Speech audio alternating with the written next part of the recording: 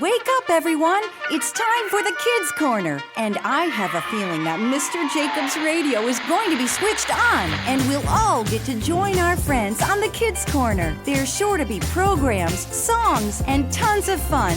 So get ready. There's no telling what kinds of adventure and lessons are in store on this week's Kids Corner. Well, here we go.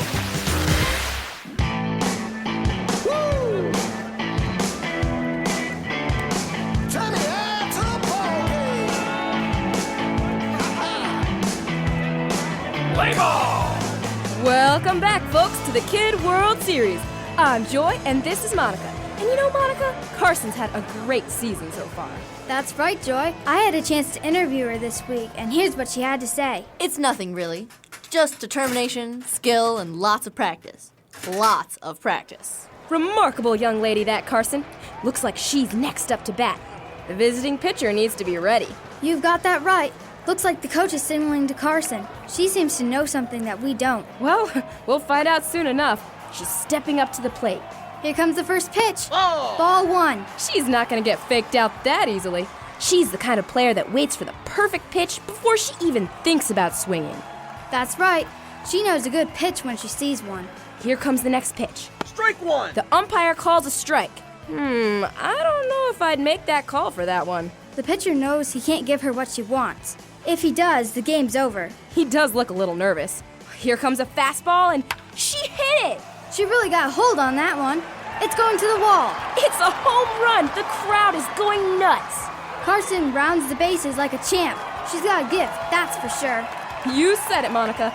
You're watching the greatest game of the century, folks, and we'll be right back after this message from Wildwood. Hey, girls. What's going on today? Carson was just showing us her new uniform. Uniform? Yeah, see? I'm on my church's baseball team, the Rattlers. A snake? For a church team mascot? Sure, why not? Didn't Jesus say something about being as smart as snakes or something? Matthew 10:16. I'll need to look that up. Well, congratulations, Carson. When's your first game? It was last Wednesday. We played the church down the road, St. Mary's Hammerheads. They were tough. We did our best, but they really showed us how it was done. Well, I'm sorry you lost. Oh, I'm not. It was a good game. Besides, this won't be the last time we'll face those sharks. We'll practice up and be ready next time. How many teams are there? Well, next week we're going up against the Fireflies. Then there's the Sabertooths, the Falcons, the Dugons, the Amoebas. Are all those church teams? Yeah, one might be a Christian school, but yeah, they're all different churches from around here. I have a matchup list here if you want to see. Looks like you're gonna have a busy season. I didn't know there were that many churches around here. May I see that list when you're done with it?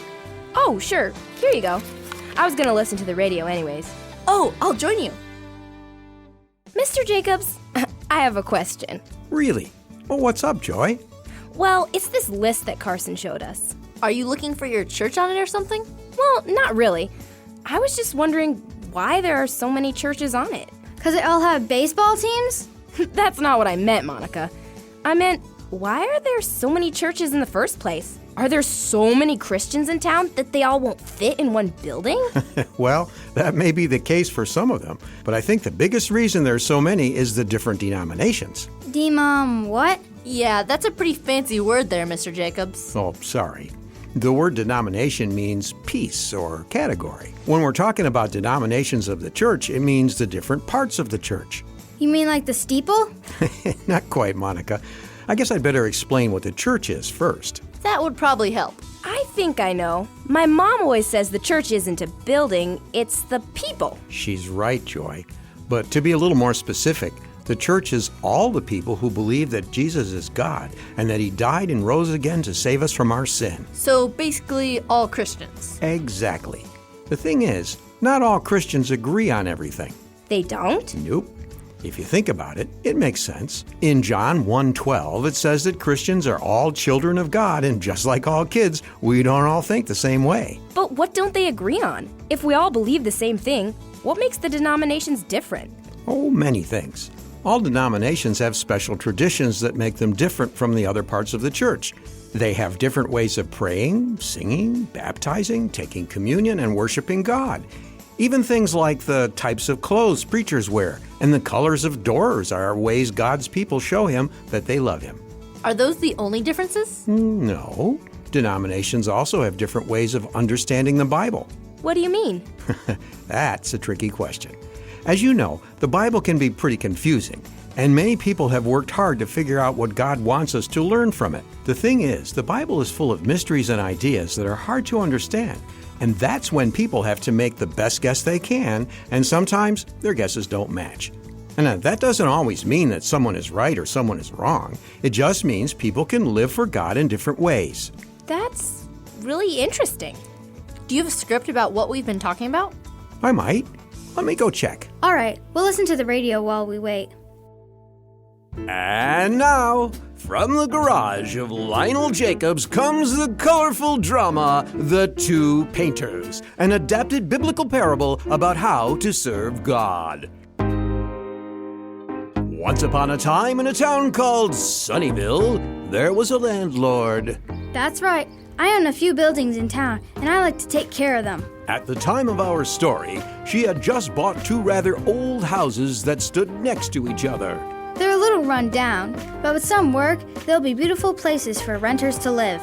She worked a long time fixing all of the problems with the houses, but when she was done, something still looked a little off. Oh, of course, I forgot to paint them. I don't have any painting equipment. I know. I'll hire some professionals to do it for me. Hello, Barbara and Bonnie's painting service. I have a couple houses that need painting. Are you available? Absolutely. Be right there. And it wasn't long before the painters arrived. Well, one of us. Barbara's coming in from another job. I see. Well, I have two houses here that need to be painted. If you work on one and Barbara works on the other, I think it'll all go a little quicker. Works for me. Great. I'd like you to paint this house blue. It's one of my favorite colors. No problem. Thanks, Bonnie. Bonnie got straight to work. She took her blue paint cans and got started. In a few minutes, Barbara arrived. She too talked with the landlord and went to the other house to start painting. Hey, Barbara, what do you think so far? It's a nice shade, Bonnie. Are you sure that's the color she wanted you to paint? Bonnie was confused. Why would blue be the wrong color for this house? Truly, the landlord had said that blue was her favorite color. Then she looked at Barbara's house. Are you painting that house orange? Yeah. You got a problem with that? Well, I might not, but I'm pretty sure that the landlord doesn't want you to be using orange. You should be painting your house blue like mine. But the landlord said to paint her house orange. It's her favorite color. No, blue it. Orange. The two painters continued painting their houses, angrily looking over at the other house from time to time, and occasionally shouting some advice. You know, just to be safe, you might want to use some of my blue. Your house could do with a little orange. Of course, these words of counsel fell on deaf ears as each of the painters thought for sure that they were the one in the right. Before long, they had finished. Not a bad job if I do say so myself, which is more than I can say for your poor decision. I could say the same about your nasty orange mess. How's it going, ladies? The two painters looked intently at the landlord as she looked from one house and then the next. It's perfect. I tried to tell her that you liked orange best. She wouldn't listen, ma'am. I tried to tell her blue was your favorite. But the landlord wasn't listening. She happily looked at the two houses and nodded. I made the right choice. Both of my favorite colors go really well together. Both? Why, yes, orange and blue, like I told you. Anyway, here's your pay. Thank you both for doing a wonderful job. You're welcome? The moral is that God has different jobs for different people. Sometimes it can be easy to look at someone else living for God and to think that they're doing it wrong. But the Bible tells us that we need to follow God's instructions, and He will be the one that will say if we're doing it right or wrong. You look a little confused, Joy. Well, I kind of am. I'm thinking about the moral for the painter drama. You said that we shouldn't try to figure out if other people aren't living for God in the right way. But I thought we were supposed to help people live for Him. is your moral in the Bible? Well, I try to keep them that way. It's in Romans 14. But to answer your question, we are supposed to help others follow Jesus. The thing is, we can't let our traditions and differences divide us. If the Bible doesn't say not to do something, then we shouldn't be too quick to tell people that it's wrong. So if the Bible says it's wrong, then it's wrong. Correct. For everything else, it depends on what your conscience is telling you. But what if our consciences aren't telling us what's right or wrong? Well, in that case, I'd say to look to see if the thing helps people show God's love to others. Does it bring joy and peace? Are they showing kindness and goodness to others? These kinds of things come from truly living for God, and it's our job to make sure that no matter what denomination we belong to, that they're bringing God's love to not only other Christians, but everyone we meet. Even while playing baseball. That's right. Well, I'd better get going. We've got practice today. See you later, guys. Bye, Carson. Are you all right, Monica? Oh, yeah. I just got a lot to think about today.